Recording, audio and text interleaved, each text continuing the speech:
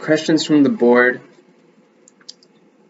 One of our board members is concerned that we will be pushing our beliefs on foreign nations and cultures, which might not share your their reverence for tigers, seeing them as a resource. He claims we shouldn't push our values on people outside the U.S. What should you say to him?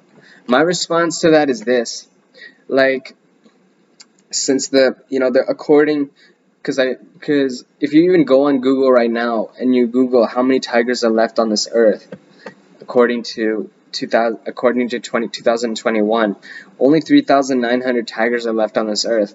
Typically, if an animal goes, because throughout our lives, when we go to zoos, when we think of animals, the first animal that comes to life is the tiger.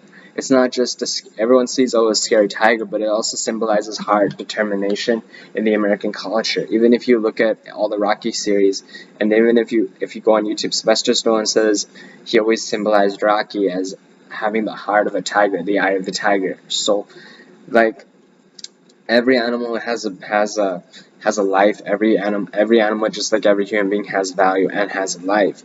So if we just ignore and let the tiger population go extinct, we're not just killing an animal, we're killing generations of lives, generations of people in the future, that maybe someone who sees a tiger will get inspired to work with animals. Maybe somebody who wants to make a movie about a hero gets inspired by seeing a tiger, but since there are no tigers there, they can't get inspired.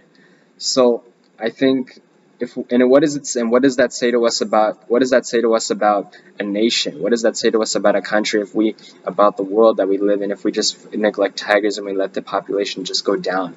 With it being only 3,900 tigers left, it would be stupid of us to just ignore tigers and to do this. Question number 2. What should we do on protecting animals? Why should we focus on limiting funds why should we focus on our limited funds on tigers as opposed to other animals like elephants, dolphins, bears? Shouldn't we spread our funds among all animals rather than focusing on tigers? Like I said before, tigers are beautiful animals, and like I said, they symbolize hope, they symbolize courage, in the American culture and in the culture that we live in, and for a lot of people, they mean a lot to us. So if we save